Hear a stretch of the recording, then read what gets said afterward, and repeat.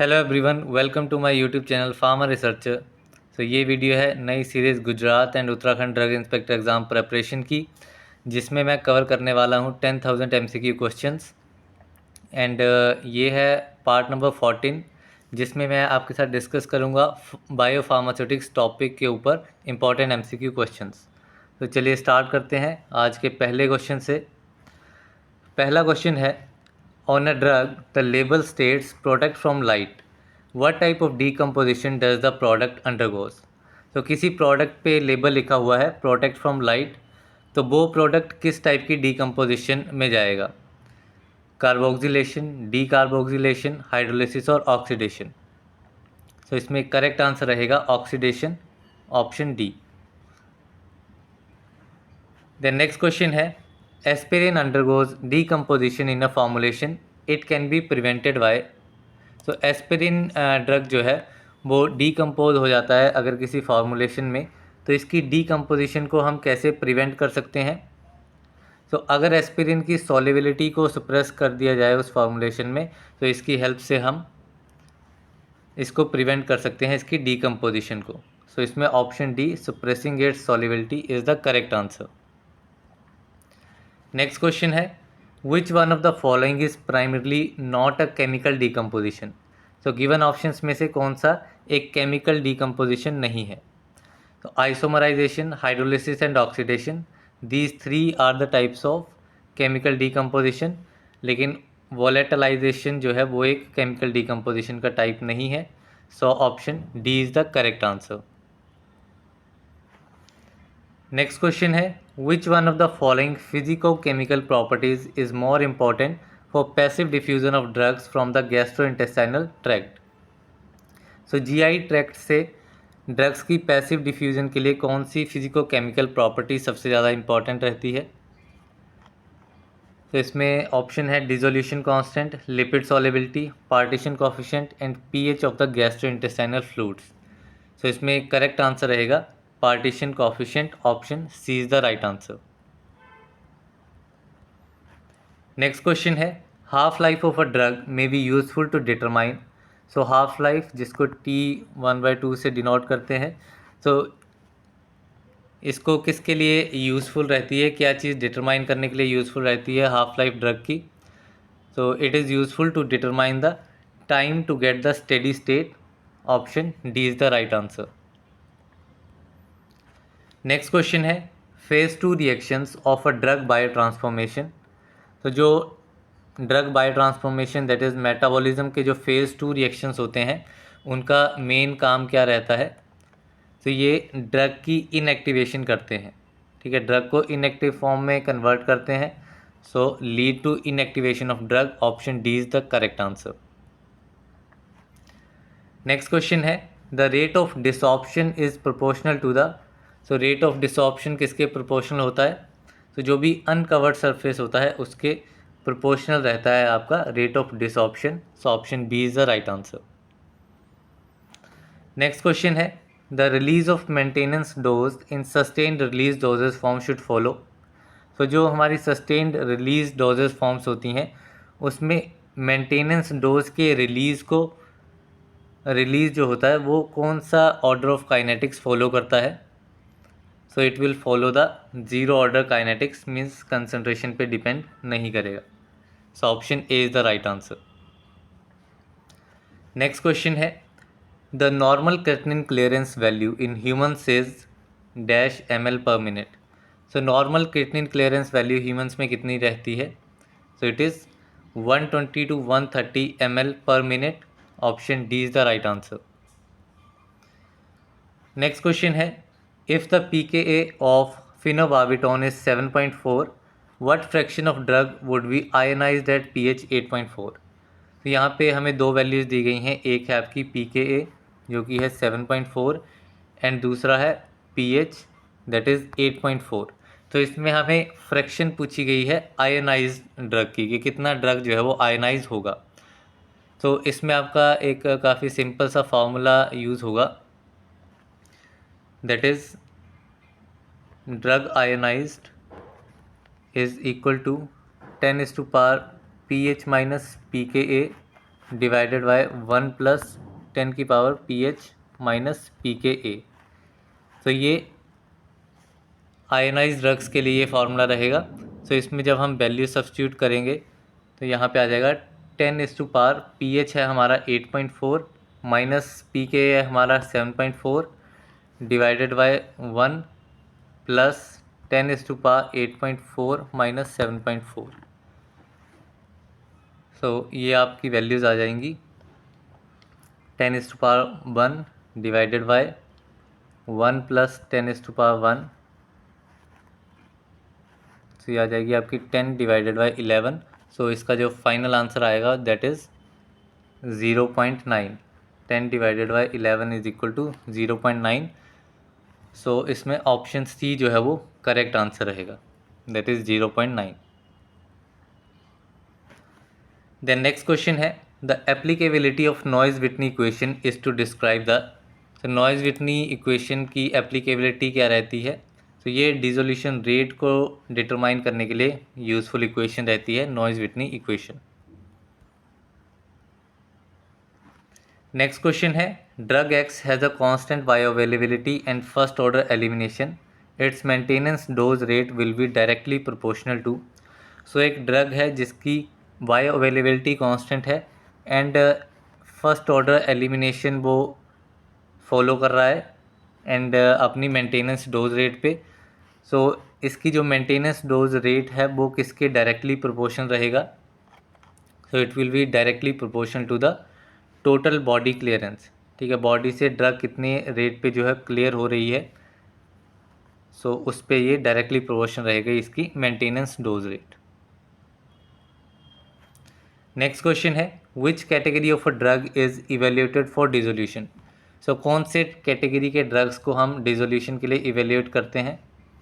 तो जो हमारे पुअरली वाटर सॉल्युबल ड्रग्स होंगे दैट इज़ हाइड्रोफोबिक ड्रग्स, सो उनको डिटरमाइन किया जाएगा, इवेल्यूएट किया जाएगा डिसोल्यूशन के लिए। So option C is the right answer.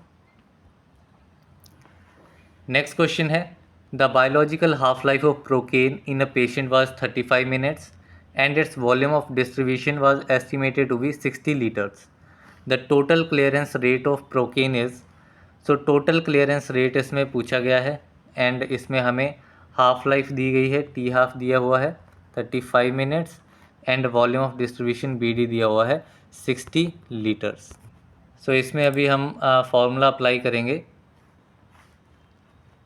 CLT that is total clearance is equal to 0.693 multiply by volume of distribution divided by T half। तो इसमें हम सारी वैल्यूज़ जो हैं वो सब्स्टिट्यूट करेंगे तो ये आ जाएगा 0.693 multiply by volume of distribution है हमारी 60 litres divided by T half है हमारा 35 मिनट्स। तो लीटर पर मिनट है मींस यूनिट्स तो इसकी सेम है। सो इसके जो फाइनल आंसर आ जाएगा that is 1.188 litres per minute. So इसका राइट आंसर रहेगा option A. Then next question है a tablet of aceclofenac is given to a patient, the dose of aceclofenac was 200 mg। After 2 hours the concentration was found to be 10 microgram per ml। what is the volume of distribution of aceclofenac। तो यहाँ पे volume of distribution हमें find out करनी है and इसमें हमें एक dose दी गई है that is 200 mg and 2 hours के बाद में हमें कंसंट्रेशन दी गई है that is 10 microgram per ml। So इसमें हमें volume of distribution find out करनी है। तो इसका सिंपल फार्मूला लगेगा that is volume of distribution is equal to dose divided by concentration. अब डोज है हमारे पास 200 mg, कंसंट्रेशन है हमारे पास 10 माइक्रोग्राम पर ml। तो ये आ जाएगा आपका 20 लीटर्स। 20 लीटर्स इसकी आ जाएगी volume of distribution that is option B. So option B is the right answer.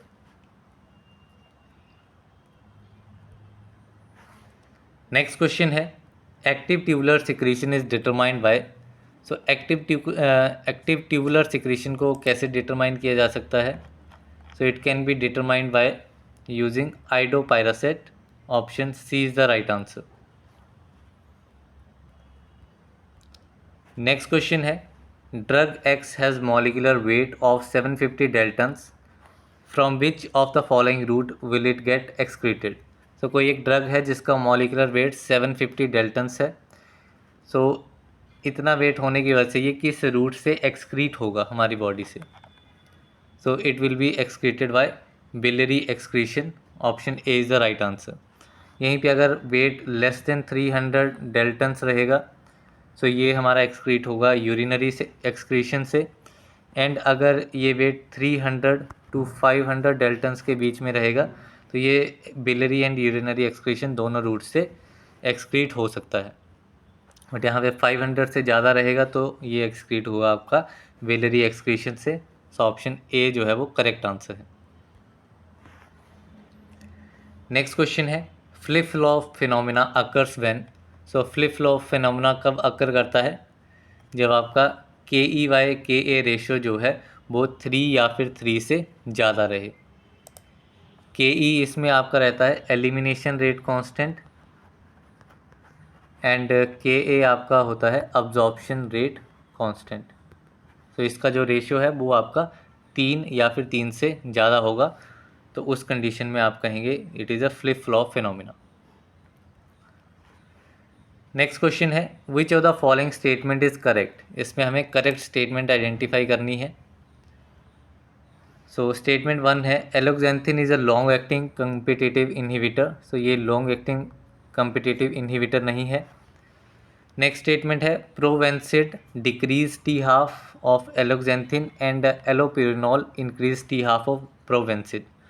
तो प्रोवेंसिड जो है वो एलोक्जेंथिन के हाफ लाइफ को डिक्रीज़ कर देता है, जबकि जो एलोपिरिनॉल ड्रग है वो आपके प्रोवेनेसिड के T12 को हाफ लाइफ को इंक्रीज़ कर देता है. सो ये स्टेटमेंट इसमें करेक्ट है. सो इसमें ऑप्शन बी जो है वो राइट आंसर रहेगा. नेक्स्ट क्वेश्चन है, which of the following statement is correct. इनमें से करेक्ट स्टेटमेंट कौन सी है? सो फर्स्ट स्टेटमेंट है, T12 इंक्रीज और decrease in first order kinetics due to increase और decrease in dose.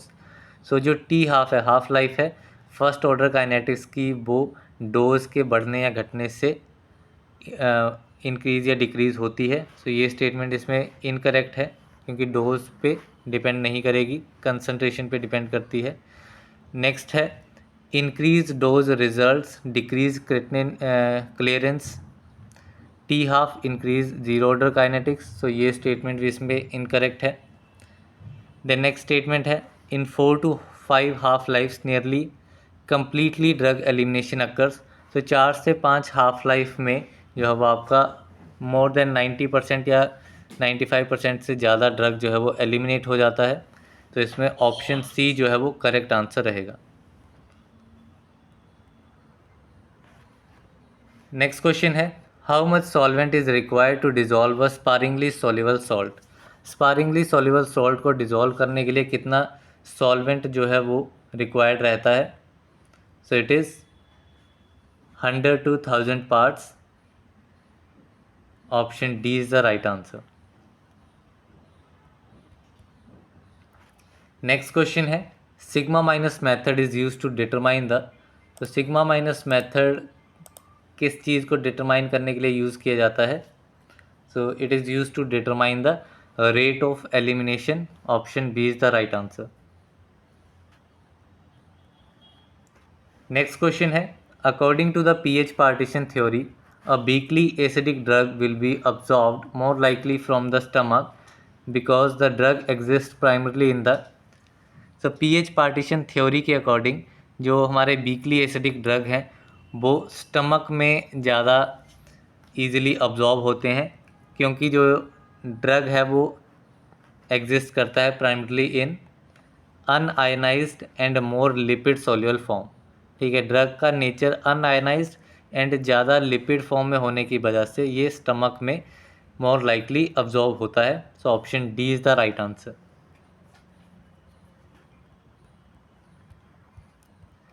Next question है, when the release of drug from a dosage form satisfy Higuchi's equation the release of drug can be considered as. So जब drug का release किसी dosage form से Higuchi equation को satisfy करता है, सो जो drug का रिलीज होता है वो डिफ्यूज़न रेट कंट्रोल्ड कंसीडर किया जाता है। It will be considered as diffusion rate controlled. So option B is the right answer. Next question है, in biotransformation phase 1 reactions is also known as. तो biotransformation that is drug metabolism, इसमें phase 1 reactions को क्या कहा जाता है? तो these are also known as functionalization reaction. Option C is the right answer. Next question है, according to the pH partition hypothesis the absorption of drug is maximum when. तो pH partition hypothesis के according जो drug की absorption होती है वो कब maximum होती है? तो जब ड्रग हमारा अनआयनाइज्ड फॉर्म में रहेगा किसी बायोलॉजिकल फ्लूइड में, उस टाइम पे ड्रग की अब्जॉर्प्शन जो है वो मैक्सिमम रहेगी। सो ऑप्शन बी इस क्वेश्चन का राइट आंसर है। नेक्स्ट क्वेश्चन है, what effect does plasma protein binding have on bio transformation. So drug plasma protein binding का बायो ट्रांसफॉर्मेशन के ऊपर क्या इफेक्ट रहेगा? सो ये स्लो कर देगा प्रोसेस को, बायो ट्रांसफॉर्मेशन प्रोसेस को स्लो कर देगा। So option C is the right answer. Next question है, apparent volume of distribution increases when. तो जो अपेरेंट वॉल्यूम ऑफ डिस्ट्रीब्यूशन है वो किस कंडीशन की वजह से इंक्रीज होगी? सो जब टिश्यू प्रोटीन बाइंडिंग जो है वो ज़्यादा रहेगी, tissue binding of a drug ज़्यादा रहेगी, उस टाइम पे अपेरेंट वॉल्यूम ऑफ डिस्ट्रीब्यूशन भी इंक्रीज हो जाएगी। So option A is the right answer. Next question है, zolmitriptan is given intravenous to a patient in dose of 1.2 mg per kg. Area under curve is given 450 microgram R per liter, and same drug was given as oral sustained release tablet in dose 8 mg per kg, and area under curve is given 1040 microgram R per liter. So what is the absolute bioavailability of sustained release tablet? तो इसमें absolute bioavailability पूछी गई है। Area under curve दोनों doses form में दिया गया है, आईवी में भी एंड ओरल में भी, एंड एरिया अंडर कर्व भी दिया गया है। तो इसका सिंपल फार्मूला आपका लगेगा एब्सोल्यूट बायोअवेलेबिलिटी के लिए, ठीक है, इसको डिनोट किया जाता है FABS से। तो absolute bioavailability is equal to area under curve of oral dosage form multiply by dose of intravenous divided by area under curve of intravenous dose multiply by dose of oral preparation. तो यहाँ पे हम values अगर substitute करेंगे तो area under curve oral के लिए है हमारे पास, ये आ गया ओरल SR टैबलेट, इसका एरिया अंडर कर्व है 1040 मल्टीप्लाई बाय डोज हमें लिखनी है IV की, तो IV वाले की डोज है 1.2 divided by area under curve हमारा आएगा IV के लिए 450 मल्टीप्लाई बाय डोज आएगी हमारी ओरल टैबलेट के लिए, सो इट इज़ 8.0। तो इसको सॉल्व करने के बाद हमें जो आंसर है वो मिलेगा 0.345। सो जिसकी अगर हम परसेंटेज निकालेंगे तो इट विल बी 35% अप्रोक्स। सो इसमें ऑप्शन बी जो है वो करेक्ट आंसर रहेगा। नेक्स्ट क्वेश्चन है, विच स्टेटमेंट इज़ करेक्ट। इसमें हमें करेक्ट स्टेटमेंट आइडेंटिफाई करनी है। तो स्टेटमेंट 1 है, mainly acidic drugs bind to albumin. Albumin protein के साथ जो है वो मेनली एसिटिक ड्रग्स बाइंड करते हैं। सो ये स्टेटमेंट करेक्ट है। Mainly basic drugs bind to albumin, इसमें एल्बुमिन के साथ एसिटिक ड्रग्स मेनली बाइंड करते हैं, बेसिक ड्रग्स इसमें मोस्टली बाइंड नहीं करते हैं। Then acidic drugs bind to only to alpha acid glycoprotein. So alpha acid glycoprotein के साथ सिर्फ और सिर्फ एसिडिक ड्रग्स जो हैं वो बाइंड नहीं करते हैं। सो इसमें स्टेटमेंट जो करेक्ट है वो रहेगी option A, that is mainly acidic drugs bind to albumin. Next question है, calculate the dialysis clearance if the blood flow rate to the dialysis is 50 ml per minute and concentration of drug entering and leaving the dialyzer is 120 microgram per ml respectively. सो इसमें हमें dialysis clearance find out करनी है। दो तीन चीज़ें इसमें दी गई हैं। ब्लड फ्लो रेट दिया गया है 50 ml per minute and concentration जो कि डायलाइज़र में एंटर कर रही है वो दी गई है 100 माइक्रोग्राम पर ml एंड जो लीव कर रही है डायलाइज़र को वो है 20 माइक्रोग्राम पर ml। सो इसमें हमारा फॉर्मूला लगेगा CLD that is dialysis clearance is equal to Q bracket में CA minus CB divided by CA। तो यहाँ पे आपका CLD है वो आ जाएगा डायलिसिस क्लियरेंस, Q आ जाएगा आपका ब्लड फ्लो रेट, CA आ जाएगा वो कंसनट्रेशन जो कि डायलाइज़र में एंटर कर रही है या फिर आर्टीरियल ब्लड में एंटर करेगी, CB आ जाएगी वो कंसनट्रेशन जो कि डायलाइज़र को लीव कर रही है। तो यहाँ पे हम वैल्यू सब्स्टिट्यूट करेंगे तो रेट फ्लो आ जाएगा इसमें 50, CA मीन्स जो कंसनट्रेशन डायलाइज़र में एंटर कर रही है दैट इज़ 100 माइनस जो लीव कर रही है 20 डिवाइडेड बाय एंटरिंग कंसनट्रेशन। तो इसको सॉल्व करने के बाद आएगा 50 मल्टीप्लाई बाय 80 डिवाइडेड बाय 100। सो इसमें फाइनल आंसर हमारे पास रहेगा 40 ml पर मिनट। सो ऑप्शन बी जो है वो इसमें करेक्ट आंसर है। नेक्स्ट क्वेश्चन है, the half life of a first order reaction is 4 years, what is it's shelf life in years. तो यहाँ पे हाफ लाइफ हमें दी गई है, हमें शेल्फ लाइफ फाइंड आउट करनी है।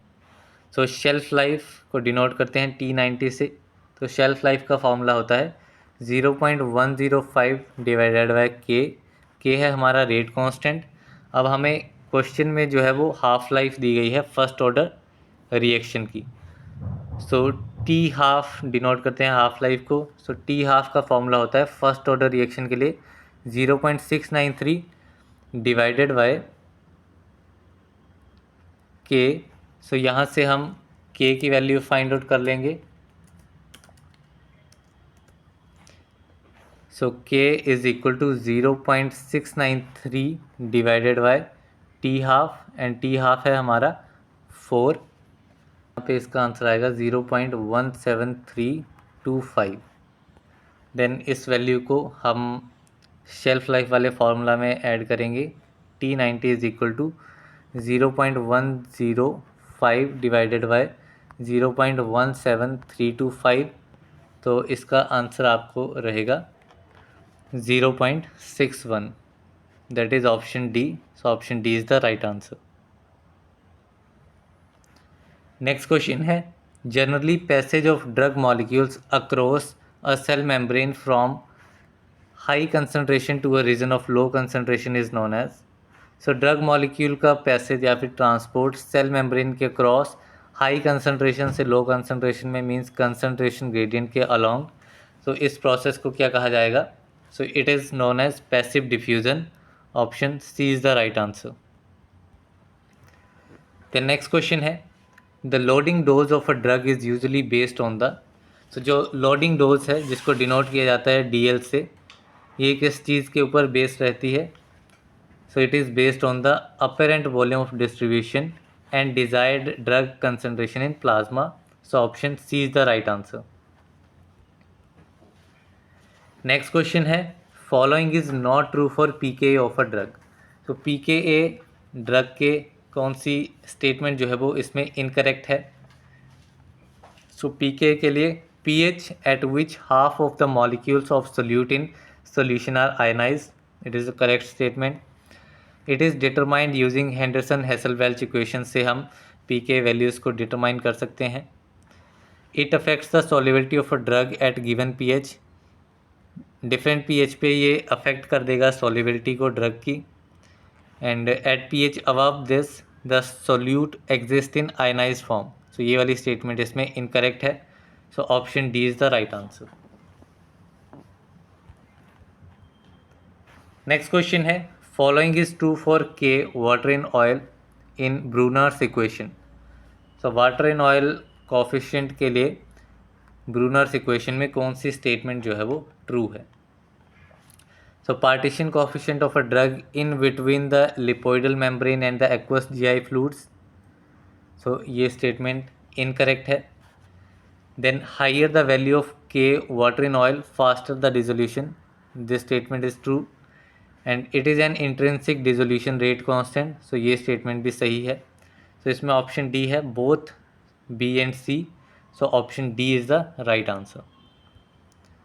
Next question है, capacity limited process is best described by. So capacity limited process को किस equation से best describe किया जाता है? So Michaelis-Menten equation, Lineweaver Burk equation and Hanes Woolf plot.